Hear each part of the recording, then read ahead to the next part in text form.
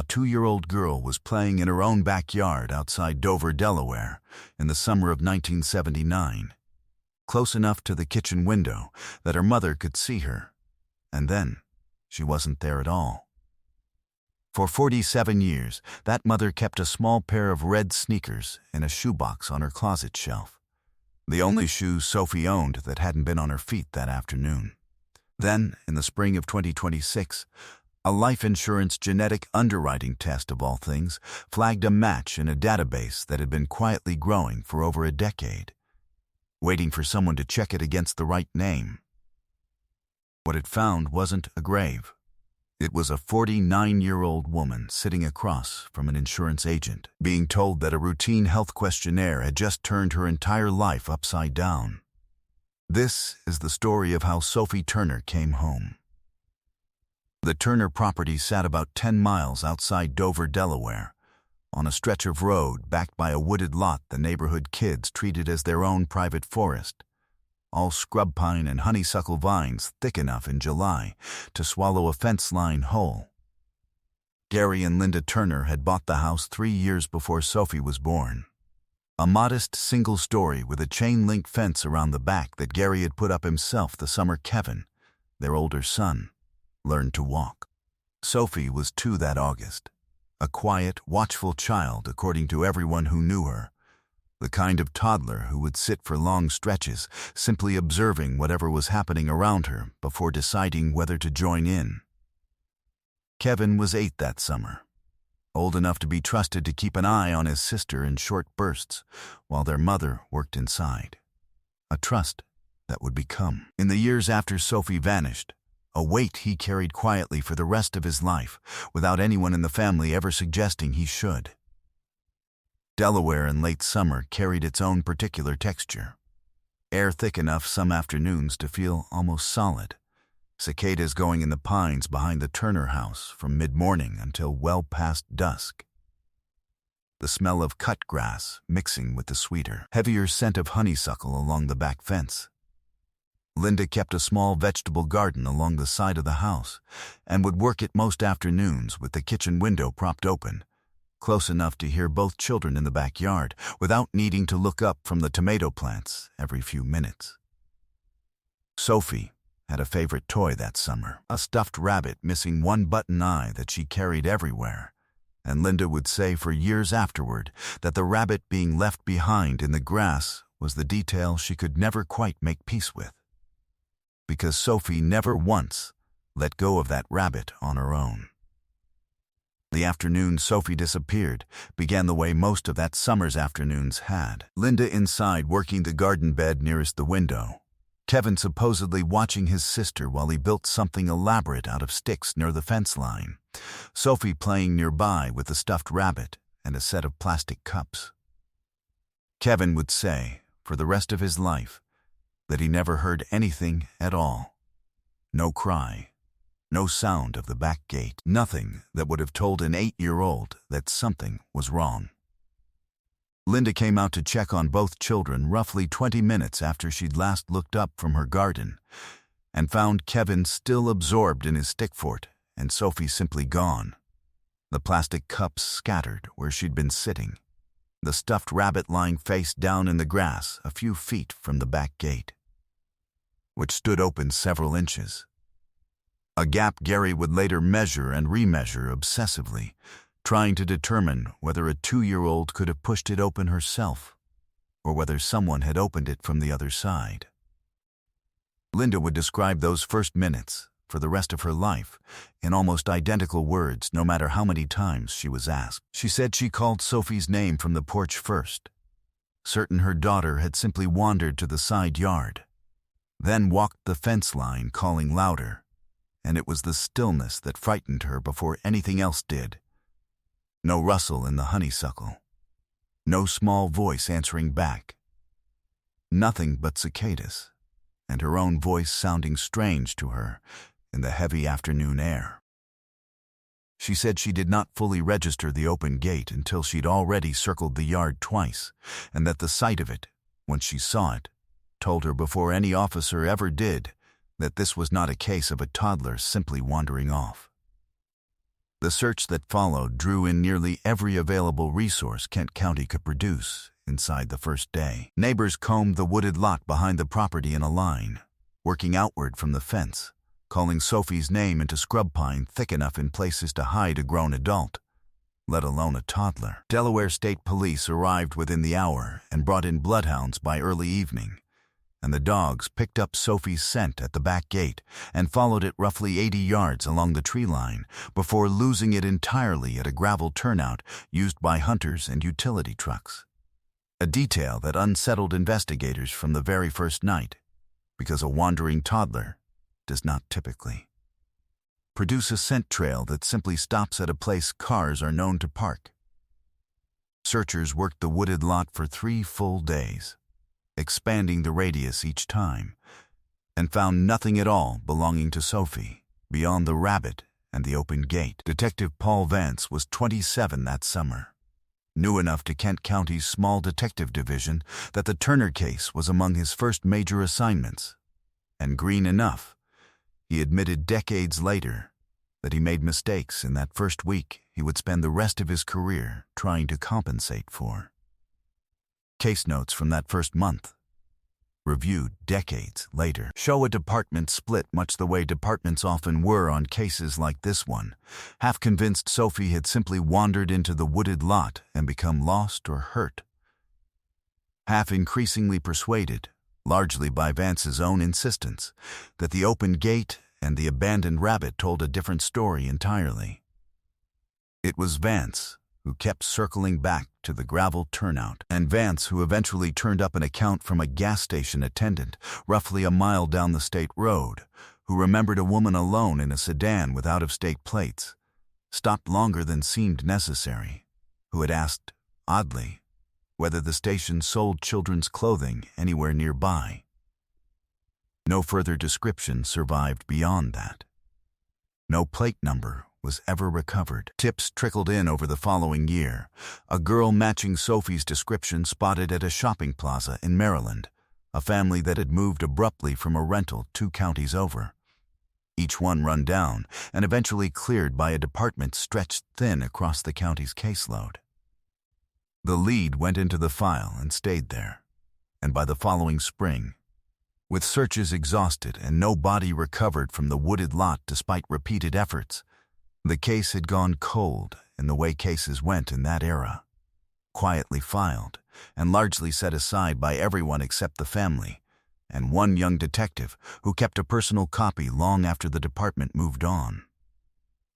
Linda Turner never let the case rest, not for a single one of the 47 years that followed. She wrote to the Delaware State Police every August, on the anniversary, for nearly 2 decades, and she kept every reply, most brief, most apologetic, most saying there was nothing new. She kept, too, a small notebook logging every volunteer who had searched the wooded lot that first week, a list she added to for years whenever someone new offered to help. Evidence, Kevin said, that his mother never once let herself believe the search had truly ended.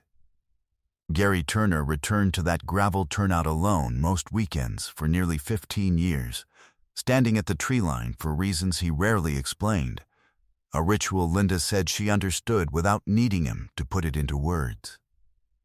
He died in 2009, having never learned what became of his daughter, a fact Linda still repeats decades later with a steadiness that carries more weight than tears would. Kevin grew up carrying a guilt that never should have belonged to an 8-year-old. The guilt of the brother who was 20 feet away building a stick fort, and he became, over the following decades, the keeper of the family's records, the clippings, the case number. Every detail Linda eventually said she no longer had the strength to hold alone. Paul Vance stayed with the case far longer than department protocol required. He made sergeant within a decade and eventually became a detective lieutenant, and through every promotion he kept his own working copy of the Turner file separate from general archives, updating it personally whenever new investigative technology became available to the county. He requested a DNA sample from the Turner family as soon as the science existed to make one useful. understanding that a future match would be worthless without a comparison sample on record. And Linda gave one without hesitation, understanding exactly what her old detective was trying to do for her family. Vance retired in 2015 without an answer, and he kept a personal copy of the file at his own home afterward, telling a local reporter once that there are cases a department can close and cases a man simply can't. And this was always the second kind for me. By 1989, 10 years gone, Linda had stopped updating Sophie's photograph on the flyers she still occasionally mailed to schools and churches across the region, unable to keep guessing at a face her own mind had to invent from nothing. By 2004, 25 years gone, Kevin was raising children of his own and found he could not let them play unsupervised in any backyard. No matter how securely fenced, a vigilance his own children would later say they inherited without ever fully understanding why. By 2019, 40 years gone, Linda had moved once and had packed the shoebox with Sophie's red sneakers herself rather than let a mover so much as touch it. Gary, before his death in 2009, had taken to keeping a spare set of work gloves in his truck year-round for reasons he never explained aloud, though Linda said she understood without asking that some part of him never stopped believing he might one day be searching that wooded lot again. If you've stayed with us this far, you already know how rarely a case this old ends any way but one. Subscribe now, because what happened next to this family had never happened in Kent County before. For most of 5 decades, that was where the story sat. A mother who never stopped writing letters. A detective who became a lieutenant and never stopped looking. A father who stood at the same tree line most weekends until his body gave out. And then, in March of 2026, a woman named Rebecca Hart, 49 years old and living outside Richmond, Virginia, applied for a new life insurance policy that required, under an increasingly common industry practice, a genetic underwriting panel alongside standard blood work. The panel results, cross-referenced automatically under a newer interstate data sharing agreement most policyholders had never heard existed, flagged a match against a missing person's genetic index within 8 weeks. Rebecca had grown up believing she was the daughter of a woman named Carol Hart, who had raised her alone in rural Virginia after, Carol always said. Rebecca's birth parents died in a car accident when she was a baby, with no other family able to take her in. Rebecca had no memory of any life before roughly age 3, and had never had reason to question a story she'd been told since, before she could remember asking. The flag reached the Delaware State Police 6 weeks later through a multi-state notification channel, landing eventually on the desk of a detective who, entirely by coincidence of department assignment, had trained early in her career under a since-retired Lieutenant Paul Vance. She drove to Vance's home that same evening rather than telephone, and later said Vance, 74 years old and recently slowed by a hip replacement, was already reaching for his coat before she'd finished explaining why she'd come, saying only that he'd kept his copy of the Turner file in the same drawer for over a decade specifically, so a call like this one would never catch him unprepared. What followed was 5 careful weeks of confirmation before Linda Turner was told anything at all. A DNA sample was drawn from Rebecca Hart with her full knowledge and consent once investigators explained the nature of the flag, and compared against a sample the Turner family had provided years earlier for exactly this purpose. The comparison took 9 days. The result left no ambiguity. Rebecca Hart was Sophie Turner. Investigators turned next to Carol Hart's history, since Carol herself had died in 2014, and pieced together, through old neighbors and hospital records in rural Virginia, an account that matched the gas station attendant's decades-old description with unsettling precision. Carol Hart had suffered a miscarriage roughly 6 months before Sophie disappeared. A lost neighbors at the time recalled she rarely spoke of and never appeared to fully recover from. Investigators believe she was driving through Delaware that August with no clear destination, working through a private grief no one around her fully understood. And that whatever story she told herself in the moments after seeing an unattended 2-year-old near an open gate, it was enough to let her drive away with a child who was not hers and never turn back. She crossed into Virginia within a day, gave the girl a new name within the week, and built 47 years of an entire life around that lie so completely that she raised Rebecca through childhood, marriage, and children of her own without, as far as investigators have determined, ever once revealing the truth. Neighbors in the small Virginia community where Carol Hart eventually settled described her, in interviews after the story broke, as a devoted and involved mother, active in her local church and well-regarded in the community. Someone who by every visible measure had raised a happy, well-adjusted daughter. Several recalled that Carol grew notably quiet and evasive whenever conversation turned to Rebecca's infancy or the family she supposedly left behind. A pattern that had seemed at the time like ordinary reticence about a painful early widowhood, and that reads, in hindsight, as something considerably darker. Rebecca herself has said she remembers being told, gently but firmly, as a small child, never to ask too many questions about where she came from, an instruction she says she never once thought to challenge until this spring. The gravel turnout where the bloodhounds lost Sophie's scent in 1979, investigators now believe, has a plain explanation that took 47 years to surface.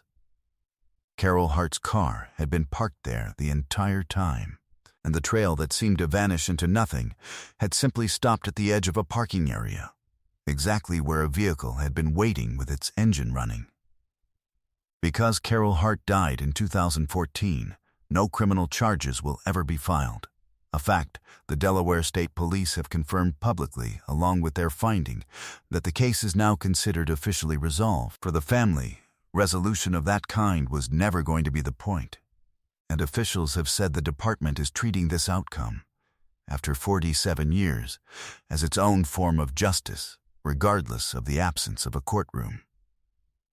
Linda Turner was 76 years old when a detective sat with her at her kitchen table and told her that her daughter was alive. She has said in the only interview she has given since that she did not believe it, not fully, until Sophie walked through her front door, 49 years old, and that the sound she made in that moment, Kevin said afterward, was not a word at all, just the sound of 47 years leaving a body all at once.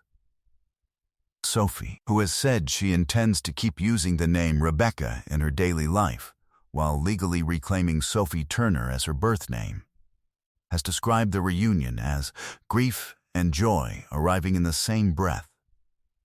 Grief for a father she never got to meet, and an entire childhood spent among people who loved her without ever telling her the truth. Folded into a joy she said she did not know a person could feel at the exact same moment. Kevin Turner, 8 years old the summer his sister disappeared and 55 when she came home, has said the hardest part of the last 47 years was never the not knowing itself. It was watching his mother hold that not knowing every single day of her life while there was nothing he could do to lift any part of that weight from her. He has said that in the weeks since Sophie's return, he has caught himself apologizing to her for the 20 minutes he was absorbed in a stick fort instead of watching the back gate, and that she has told him, each time, gently, that there was never anything for an 8-year-old to apologize for, though he suspects it will take him considerably longer than a few weeks to fully believe her. Paul Vance, now 74 and walking with a cane since his surgery, was in the room when Sophie Turner was told her real name for the first time, and he has said publicly only that it was worth every year he spent keeping that file alive long after the department stopped asking him to. There is a photograph the Turner family has kept for all 47 years, one that ran during the original search in 1979 and has run again in every story since the case broke open this spring. It shows Sophie at 2 years old, sitting in the grass of that backyard, The stuffed rabbit, with its one missing button eye clutched against her chest, looking directly at whoever was holding the camera. Linda has said that for decades she could not look at that photograph without also picturing the open gate beside it. The two images fused together into one unbearable thing in her mind. She has said that since this spring, for the first time in 47 years, she can look at the photograph and see only her daughter, safe, exactly as she was before one ordinary afternoon took her away for what everyone believed, for nearly 5 decades, was the rest of her life. What do you do with 47 years that cannot be handed back? What do you say to a mother who kept a shoebox of red sneakers on a closet shelf for nearly half a century, through a move, on the smallest possible chance it would ever matter again? And what does it mean that the answer arrived not from a confession or a body finally found, but from a routine life insurance blood panel, over 100 miles from a backyard on the Delaware coast? Some cases end with a grave and a headstone. This one ended with a woman in her 70s, standing in her own kitchen, watching her daughter walk through the door almost exactly the way she'd walked out of it. One lifetime and 47 years later. If this story moved you, stay with us. There are more cases like this one. Cases where the truth took decades to surface, and the people who never stopped waiting were right to hold on. Subscribe, and we'll bring you the next one.